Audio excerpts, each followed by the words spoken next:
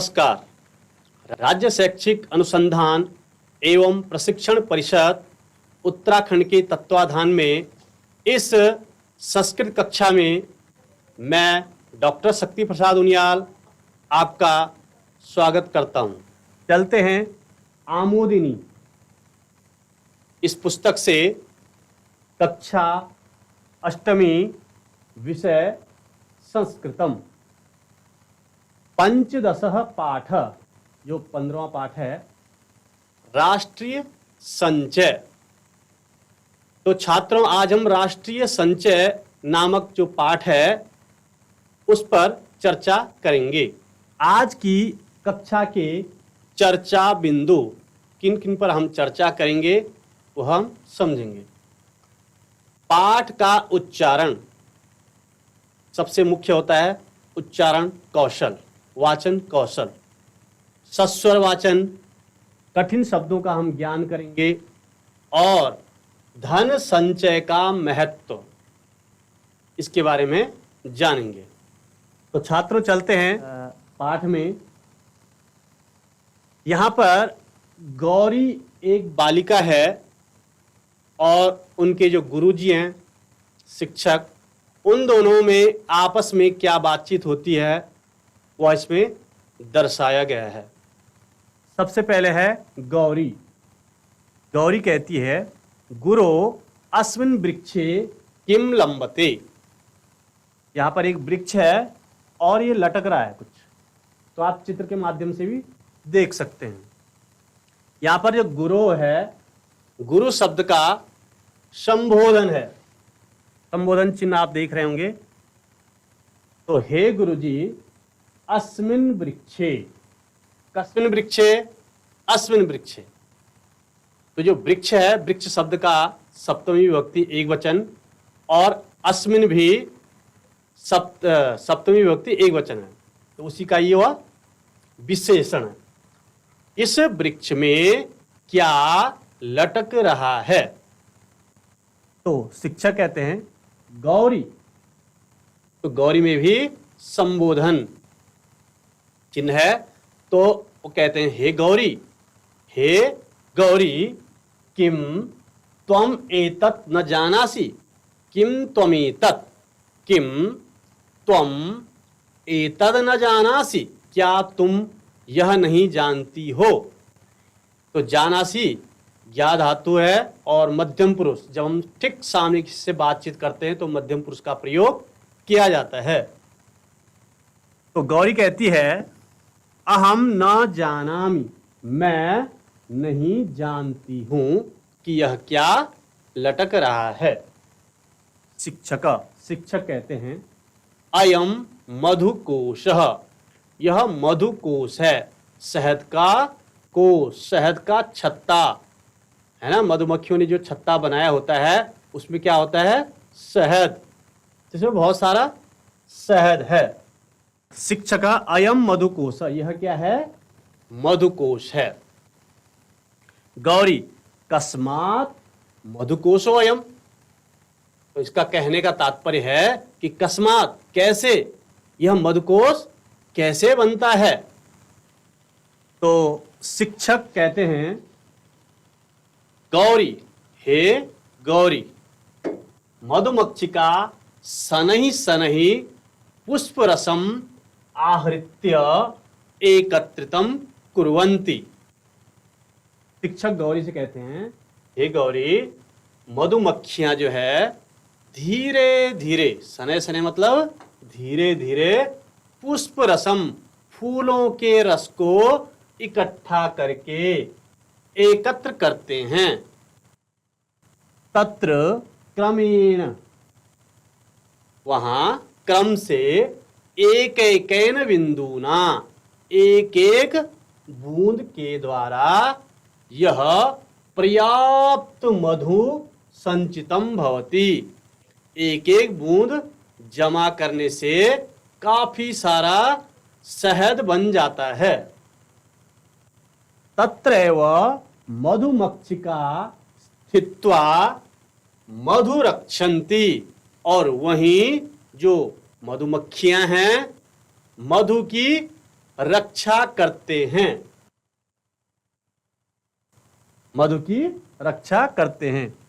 कोपि मधु ग्रहीतुम आयाति तदा मक्षिका तम दसंती। कोपि यानी कोई, मधु ग्रहीतुम आयाति, कोई अगर मधु यानी शहद को लेने आता है तो मधुमक्खियां उनको डंक मार देती है, उनको काट लेती है। गौरी, गौरी कहती है गुरो, हे गुरुजी, एकैकेन बिंदुना कथम एतावान महान मधुकोशः जायते। हे गुरुजी, एक बूंद से इतना बड़ा मधुकोश बन जाता है, यह कैसे बनता है? तो शिक्षक कहते हैं तुम न जानासी, तुम नहीं जानती हो। इदम वचनम प्रसिद्धम अस्ति, यह वचन बहुत ही प्रसिद्ध है, इसको सभी लोग जानते हैं। और कौन सा वचन है? प्रसिद्ध है। कौन सा वचन? ऊपर लिखा है यहां पर, जल बिंदु निपातेन क्रमशः पूर्यते घटः।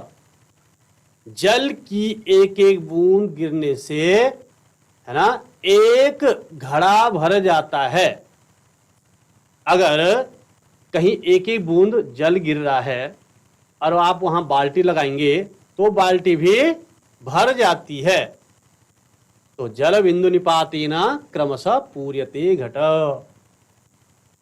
अर्थात यथा एकैकस्य जल बिंदोः, जैसे एक एक जल की बूंद से, जल के बूंद के निपातेन गिरने से क्रमशः घटा पूरितो भवति।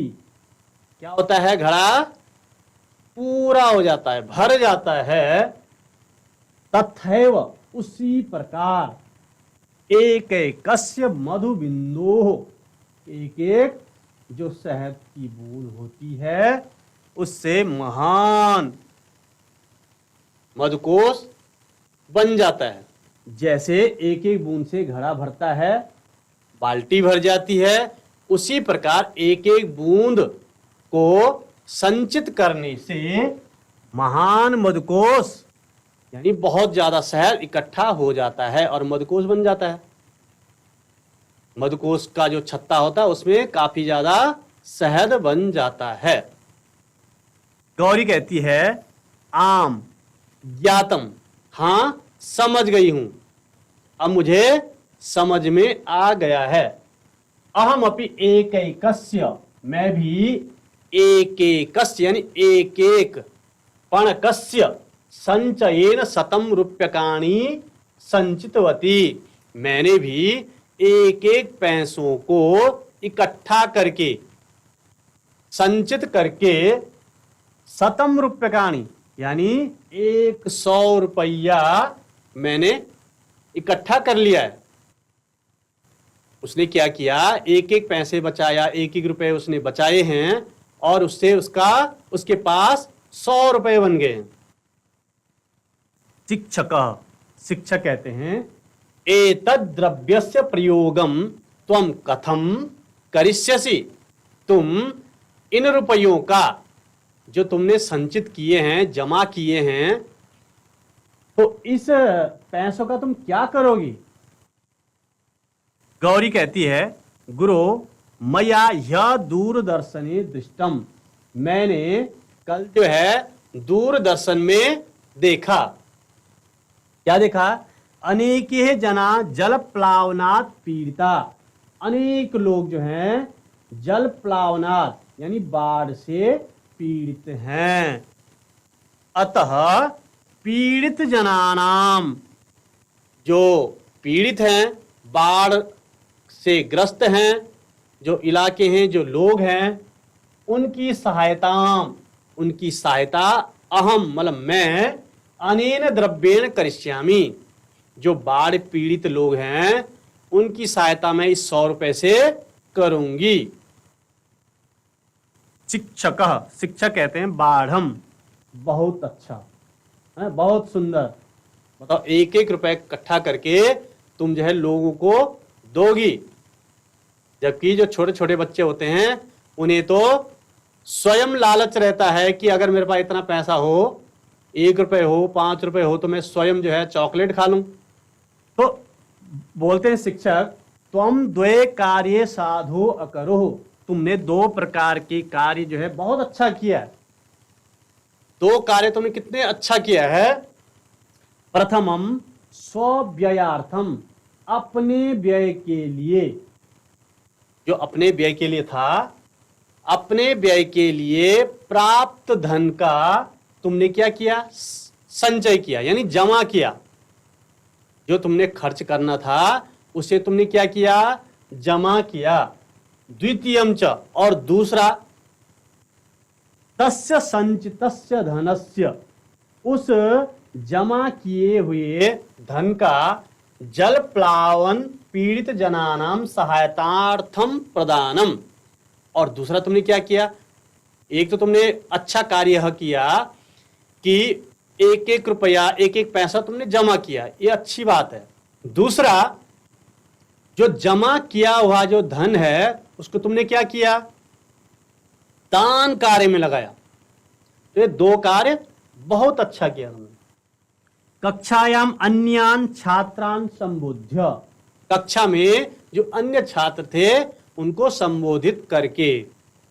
शिक्षक, शिक्षक कहते हैं छात्रा, हे छात्रों, गौरीम पश्यत, गौरी को देखिए।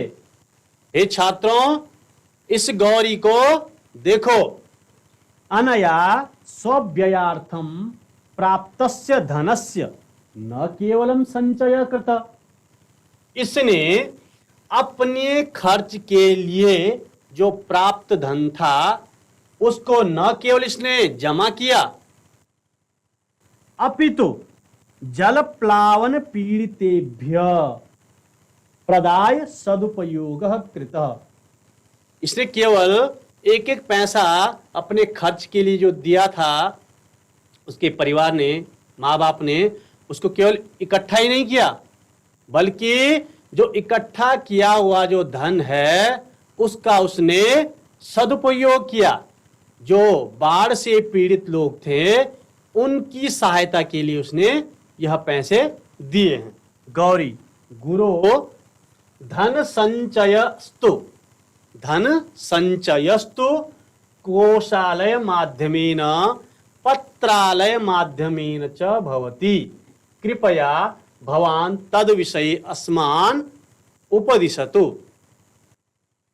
गौरी कहती है कि धन संचय, धन को इकट्ठा करना, धन को जमा करना, यह तो कोषालय माध्यमेन, या बैंक के माध्यम से, अथवा पत्रालय माध्यमेन, जो डाक खाना होता है उसके माध्यम से होता है। कृपया भवान तद विषये उपदिशतु, भवान तद विषये, उसके बारे में, उपदिशतु कहिए, हमें उपदेश दिए, हमको क्या करो, तुम उपदेश दो। शिक्षक, शिक्षक कहते हैं साधु, छात्रा देशस्य आर्थिक विकासाय, देश की आर्थिक विकास के लिए, सामाजिक विकास के लिए, औद्योगिक विकास के लिए, क्योंकि सब जगह चतुर्थी विभक्ति है तो के लिए, आर्थिक विकासाय, सामाजिक विकासाय, औद्योगिक विकासाय धनम आवश्यकम, इन सभी के लिए क्या होता है, धन की परम आवश्यकता होती है। धन प्राप्ति साधनेषु, और धन प्राप्ति साधनों में, कर ग्रहणम, कर ग्रहण यानी टैक्स, सरकार जो है, जो भी कर्मचारी होते हैं, अधिकारी होते हैं, शिक्षक होते हैं, या फिर अन्य उद्योगपति होते हैं जो काफी पैसा कमाते हैं, उनसे कर ग्रहण करती है और उससे देश का विकास करती है, सड़क निर्माण, कई निर्माण करवाती हैं। तो लिखा है धन प्राप्ति साधनेषु कर ग्रहणम। पहला क्या है? टैक्स, कर ग्रहण। उद्योगानाम उत्पादनम, उद्योगों का उत्पादन, अधिक से अधिक उद्योगों को लगवाना। निर्यातश्च, यहाँ की चीजों को बाहर भेजना विदेशों में, तो इससे भी धन प्राप्त होता है, सरकार का खजाना भरता है इससे। कोषालय माध्यमेन पत्रालय माध्यमेन च नागरिकाः राष्ट्रीय संचय योजनांतर्गतम धन संग्रहम कुर्वन्ति। कोषालय माध्यम, बैंक के माध्यम से और डाक खाने के माध्यम से लोग जो हैं राष्ट्रीय संचय योजना के अंतर्गत धन संग्रह करते हैं, धन को जमा करते हैं। एक योजना है, कई योजनाएं होती हैं, तो राष्ट्रीय संचय योजना है एक। इस योजना के अंतर्गत लोग रुपया जमा करते हैं। एक छात्र उठ के राष्ट्रीय संचय योजना का, ये राष्ट्रीय संचय योजना क्या है? तो शिक्षक कहते हैं, शिक्षक शासनेन नगरेषु ग्रामेषु च, शासन ने नगरों में और ग्रामों में कोषालयानाम पत्रालयानाम च शाखा स्थापिता। सरकार ने गांवों में, नगरों में बैंक और जो डाक खाने होते हैं, पत्रालय होते हैं, उनकी स्थापना की है। हर गांव में, अधिकतर गांव में, अधिकतर शहरों में इनको स्थापित किया है, उनको खोल रखा है। बैंक हैं और डाक घर हैं। तेसु, उनमें, किनमें? डाकघरों में और बैंकों में बालका बालिका वयस्काश्च धन संचयम कर्तुम शक्नुवन्ति। बालक हैं अथवा बालिकाएं हैं या जवान है कोई, तो वही लोग जो हैं इनमें धन जमा कर सकते हैं। तत्र पत्रालयानाम सेवा विशेष रूपेण उल्लेखनीया अस्ति। जो डाक खाना है, डाकघर है, उसकी सेवा विशेष रूप से उल्लेखनीय है, बहुत ही अच्छी योजना है। तो छात्र कहते हैं तत्कथम, वह कैसे? पत्रालय संचालिताः, पत्रालय संचालिताः अनेकाः संचय योजनाः सन्ति। पत्रालय के द्वारा जो संचालित हैं, डाकघर के द्वारा जो, उनके द्वारा जो कार्य हैं, अनेक संचय योजना सन्ति, अनेक प्रकार से वहां जमा पैसा कर सकते हैं, अनेक प्रकार से वहां पैसों को हम जमा कर सकते हैं। तो गौरी कहती है ताकह, वे कौन है? वे कौन कौन सी योजनाएं हैं? तो शिक्षक कहते हैं संचय पुरस्कार योजना। एक योजना का नाम क्या है? संचय पुरस्कार योजना। संरक्षित संचय योजना, सावधि संचय योजना, भविष्य निधि योजना। ये योजनाएं पत्रालय के माध्यम से संचालित हैं। इस योजनाओं का नाम है, किन किन योजना में आप कैसा कैसा पैसा रख सकते हैं, किस प्रकार से रख सकते हैं, उनका कितना ब्याज मिलेगा, कितने सालों में मिलेगा। तो इन योजनाओं के अंतर्गत हम पैसा रख सकते हैं। एक छात्र कहती है अहो पत्रालय माध्यमेन बहवः संचय योजनाः संचालिता भवति अथवा सन्ति। यानी वो कहती, अरे पत्रालय के माध्यम से इतनी सारी योजनाएं संचालित हैं। शिक्षक अथ किम, और क्या? छात्राणाम लाभाय, छात्रों के लाभ के लिए, उनके फायदे के लिए, पत्रालय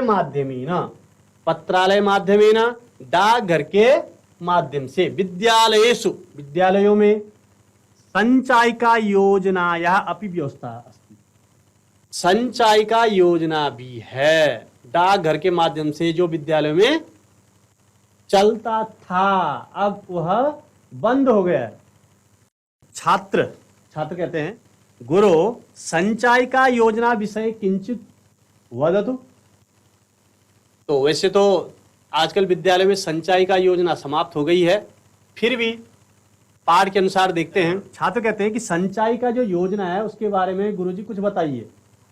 तो शिक्षक कहते हैं, अवश्यम शृणुत, अवश्य सुनिए। संचायिका योजनायाम संचित धनस्य प्रतिशतम, संचायिका जो योजना है उसमें जो इकट्ठा जो जमा जो पैसा है उसका 5-7% 5 या 7% जो है विभागम सावधि योजनायाम संचेतुम सुविधा अस्ति, है ना। जो योजना है उसमें हम 5 से 7% जो ब्याज है वह प्राप्त हो जाता है, ऐसी सुविधा है वहां। यस्य वार्षिक लाभ भवति, जिसका वार्षिक लाभ होता है, यानी जो ब्याज जो मिलता है। अनेन सह विद्यालयेषु योजना कार्यालयस्य संचालकेभ्य शिक्षकेभ्य पुरस्कार प्रदानाय व्यवस्था अस्ति। इसके साथ ही विद्यालयों में योजना कार्यस्य जो भी योजना है उनके लिए संचालकेभ्य, और जो संचालक हैं विद्यालय कैसे चलाना, क्या क्या होना चाहिए, शिक्षकेभ्य और शिक्षकों के लिए पुरस्कार प्रदान से व्यवस्था अस्ति। एक छात्र कहते हैं, गुरु यदि एवं तर्हि वयम अपि स्वकीयं धनम पत्रालयेषु संचितम करिष्याम। यानी अगर ऐसा है, ऐसी बात है, इतना धन वहां जमा करने से इतना ब्याज मिलता है या अच्छा होता है, तो वयमपि, हम भी अपना धन जो है डाक घरों में जमा करेंगे।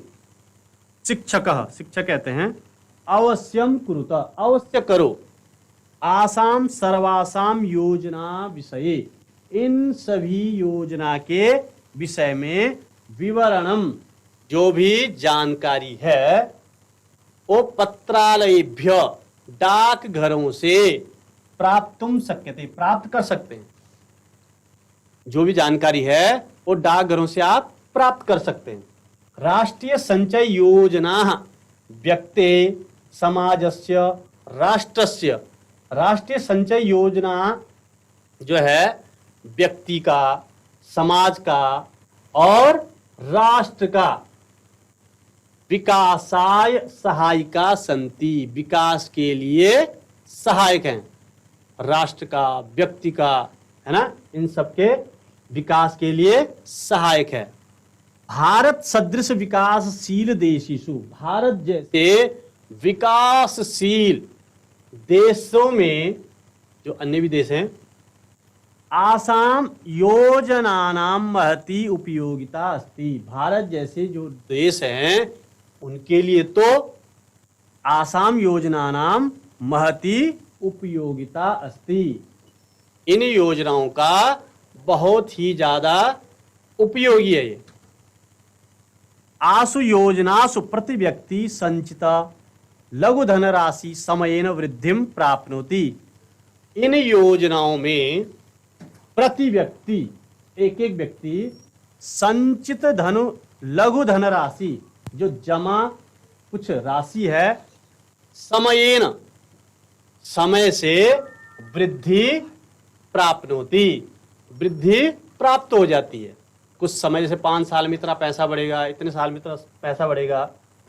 एवं विधानाम, इस विधा से, इस प्रकार से, सामुदायिक योजनानाम क्रियान्वयन, सामाजिक योजना के क्रियान्वयन से भारतवर्षस्य विकास कार्यमपि, जो भारतवर्ष का जो हमारे देश का जो विकास है वह विकास भी तीव्र गत्या, द्रुत गत्या भवितुम अर्हति। जो भी हम पैसा लगाते हैं छात्रों, बैंकों के माध्यम से या जो भी हम जमा करते हैं डाक खानों में, तो उन पैसों का सरकार देश के विकास के लिए लगाती है और उससे हमारा देश की जो विकास है वो जल्दी से जल्दी आगे जाती है, द्रुत गति से होती है। एन सर्वे भारतीय लाभान्विता भवेयुः, जिससे सभी भारतीय जो है लाभान्वित होते हैं। आगे लिखा अतः अस्माभिः संचय योजनानां प्रसाराय प्रयत्नो विधेय, इसलिए हमें संचय योजना के लिए प्रसार करना चाहिए, यानी प्रचार करना चाहिए। अधिक से अधिक लोगों को इन योजनाओं के माध्यम से अपना पैसा जमा करना चाहिए, जिससे सरकार जो है इन पैसों के माध्यम से देश का विकास करे और हमें भी कुछ समय बाद वह पैसा कभी डबल भी मिल जाता है या कुछ ब्याज के माध्यम से मिल जाता है। अतः अस्माभिः संचय योजनानां प्रसाराय प्रयत्नो विधेय, हमें इसका प्रचार करना चाहिए। उक्तमपि, कहा भी गया है, क्या कहा है? क्षणशः कणशश्चैव विद्यामर्थं च चिन्तयेत्।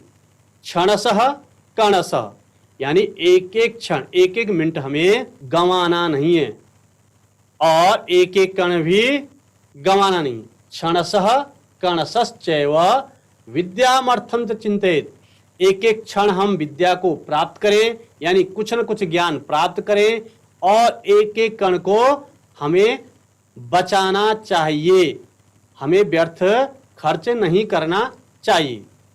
कुछ शब्दार्थ हैं जैसे मधुमक्षिका यानी मधुमक्खी, एकैकेन, एक धन एक, एकेन एक धन एकेन, एकैकेन वृद्धि संधि। पणकस्य यानी पैसे से, यह होता है बीता हुआ, स्व होता है आने वाला कल। जल प्लावनात् बाढ़ से। कोषालय माध्यमेन, तो कोषालय होता है बैंक के माध्यम से। पत्रालय डाक खाना, डाक घर। एवं विधानाम, इस प्रकार द्रुत गत्या, तेज गति से। विद्यामर्थम च, विद्यामर्थम च, विद्या यानी ज्ञान, अर्थम यानी धन। एक पदेन उत्तरतः करेंगे। वृक्षे किम लंबते, जो आपने पाठ पढ़ा है उसी में से हम एक शब्द रखेंगे यहां पर उत्तर के रूप में। तो वृक्षे किम लंबते, इसका उत्तर हो जाएगा मधुकोश, वह एक शब्द। एक एकेन बिंदुना कह पूर्यते, घटः, एक एक बूंद से घड़ा भरता है। गौरी कति रूप्यकाणि संचितवती, 100 रुपए। गौरी धनस्य संचयम किमर्थम कृतवती, तो जल प्लावन पीड़ितानाम, यानी बाढ़ से पीड़ितों के लिए। तो पीड़ितार्थम ऐसा लिख सकते हैं, जल प्लावन पीड़ितार्थम। संधि विच्छेद करेंगे। एक धन एकेन, एकैकेन। तत्रैव, तत्र धन एव, इत्यादय, इति धन आदयः। लाभान्विताः, लाभ धन अन्विताः। पत्रालयेषु, पत्र धन आलयेषु। आगे है छात्रों कृत्वा प्रत्यय, पठ धन कृत्वा बनता है पठित्वा, पठ धन तुमुन, पठितुम, ये तुमुन प्रत्यय हुआ। ये स्थित्वा, दातुम, याचित्वा, ग्रहीतुम, लिखित्वा, पित्वा, गंतुम, इस प्रकार से भी हम और शब्द बना सकते हैं। रिक्त स्थानानि पूरयत, इनको हमने पूरा करना है, भरना है। जल बिंदु निपातेन क्रमशः पूर्यते घटः। अनेके जना जल प्लावनात् पीड़िताः सन्ति। विद्यालयेषु संचायिका योजना भवति। वयं स्वकीयं धनं कोषालय माध्यमेन संचितं करिष्यामः। तो कोषालय अथवा पत्रालय। छात्रों, एक गृह कार्य है जिसे आपने स्वयं करना है। पूर्ण वाक्येन उत्तरतः, यानी एक पदेन उत्तरतः मैंने यहाँ समझा दिया है, पूरा पूरा उत्तर देना है। जैसे मधुमक्षिका शनैः शनैः किम कुर्वन्ति, तो पूरा वाक्य है मधुमक्षिका शनैः शनैः मधुम संचितम कुर्वन्ति। इस प्रकार से आपने स्वयं करने। तो छात्रों, यह पाठ यहीं पर समाप्त होता है। अगले पाठ में हम पुनः मिलेंगे, तब तक के लिए नमस्कार, धन्यवाद।